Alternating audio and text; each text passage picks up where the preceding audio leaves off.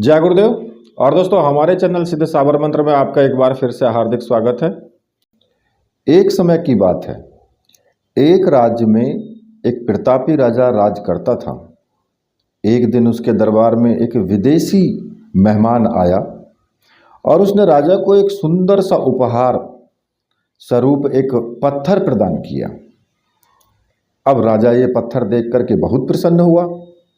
उसने उस पत्थर से भगवान श्री कृष्ण की प्रतिमा का निर्माण करने के लिए उस राज्य के और उसको मंदिर में स्थापित करने का उसने निर्णय ले लिया कि इस पत्थर से मैं भगवान विष्णु की प्रतिमा बनवा करके राज्य के मंदिर में स्थापित करूंगा और प्रतिमा का निर्माण का कार्य राज्य के महामंत्री को सौंप दिया।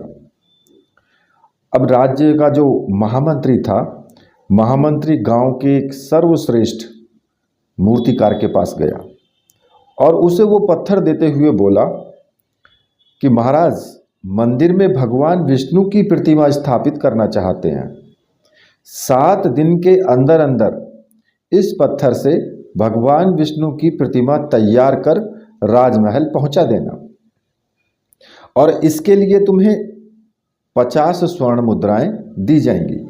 अब 50 स्वर्ण मुद्राओं का नाम सुनकर तो जो मूर्तिकार था वो बहुत खुश हो गया। वो सोचने लगा कि भाई ये काम तो मैं बहुत जल्दी कर दूंगा। 2-3 दिन के अंदर ही पूरा करने के बाद मैं इस मूर्ति को राजभवन में पहुंचा दूंगा। और महामंत्री के जाने के बाद प्रतिमा का निर्माण कार्य उसने प्रारंभ करने का निश्चय किया और उसी उद्देश्य से उसने अपने औजार निकाल लिए। अपने औजारों में से उसने एक हथौड़ा लिया और पत्थर को तोड़ने के लिए उस पर हथौड़े से वार करने लगा। लेकिन ये क्या हुआ, पत्थर जस का तस रहा, पत्थर बिल्कुल नहीं टूटा। अब मूर्तिकार ने हथौड़े के कई वार पत्थर पर किए, लेकिन पत्थर फिर भी नहीं टूटा।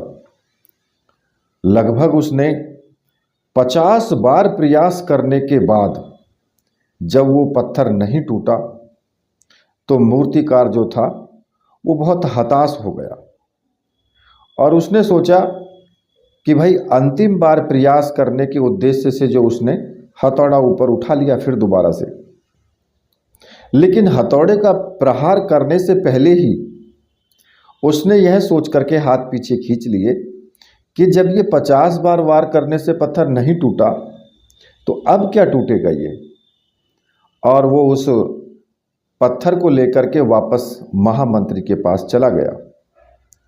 वहां जाकर के वो कहने लगा कि भाई इस पत्थर को तोड़ना नामुमकिन है, इसलिए इससे भगवान विष्णु की प्रतिमा नहीं बनाई जा सकती है। जो महामंत्री था, महामंत्री को राजा के आदेश का जो है पालन हर स्थिति में करना था, इसलिए उसने भगवान विष्णु की प्रतिमा निर्माण करने का कार्य गांव के एक साधारण से मूर्तिकार को सौंप दिया और उससे कहा कि अब आपको भगवान विष्णु की प्रतिमा बना करके इस पत्थर से और 7 दिन के अंदर अंदर राजमहल में पहुंचा देनी है। अब पत्थर लेकर के मूर्तिकार ने महामंत्री के सामने ही उस पर हथौड़े से प्रहार किया और वो पत्थर एक बार में ही टूट गया। पत्थर टूटने के बाद मूर्तिकार जो है प्रतिमा बनाने में जुट गया।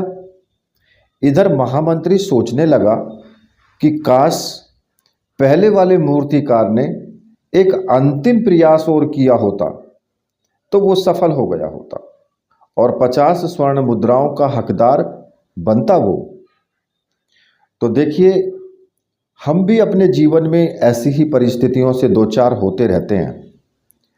कई बार किसी समस्या के सामने आने पर उसके निराकरण का प्रयास करने से पहले ही हमारा आत्मविश्वास डगमगा जाता है और हम प्रयास किए बिना ही हार मान लेते हैं। और कई बार तो हम 1-2 प्रयास में असफलता मिलने पर आगे प्रयास करना ही छोड़ देते हैं, जबकि हो सकता है कि कुछ प्रयास और करने पर हमें सफलता मिल जाती।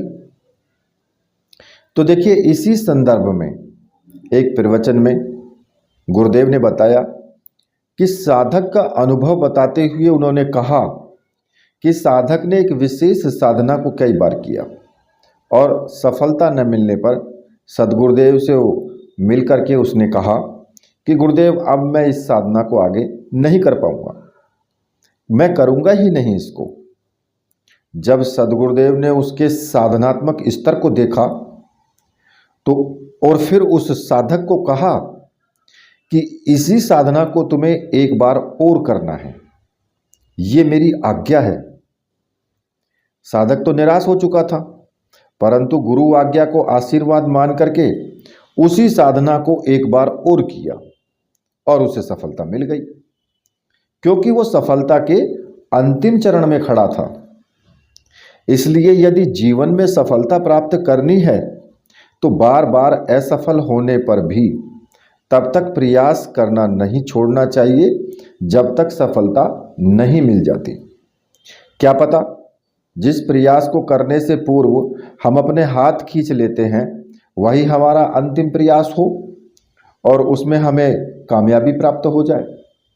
तो देखिए, प्रत्येक व्यक्ति को, चाहे वो कोई भी कार्य हो, उस कार्य में अगर उसको असफलता मिल रही है, कई बार ऐसा होता है कि पढ़ने वाले जो बच्चे होते हैं वो रिटन एग्ज़ाम देते हैं नौकरी के लिए और उसमें कई बार वो पास नहीं हो पाते पहली बार में, या कोई बच्चा आईएएस की तैयारी कर रहा है तो उसमें वो पहली बार में पास नहीं हो पाता, दूसरी बार में पास नहीं हो पाता। लेकिन उसको प्रयास करते रहना चाहिए और तगड़ी मेहनत के साथ प्रयास करना चाहिए, जिससे कि वो हो सकता है कि एक दो प्रयास में असफल हो जाए और आगे आने वाले भविष्य में उस प्रयास में वो सफलता प्राप्त कर ले।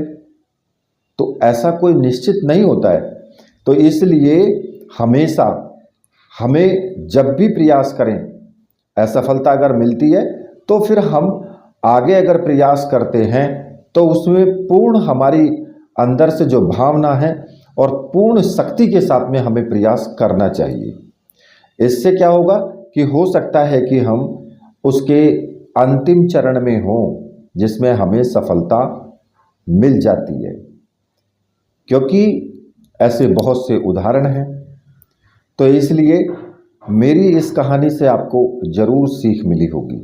अगर आपको ये कहानी अच्छी लगी है तो फिर आप कहानी को लाइक कीजिए, चैनल को सब्सक्राइब कीजिए और अपने दोस्तों को कहानी को शेयर कीजिए। और हमारा जो कहानी है, कहानी का चैनल बेस्ट हिंदी कहानियाँ, इसको आप सब्सक्राइब जरूर करना। इसी के साथ जय श्री कृष्णा।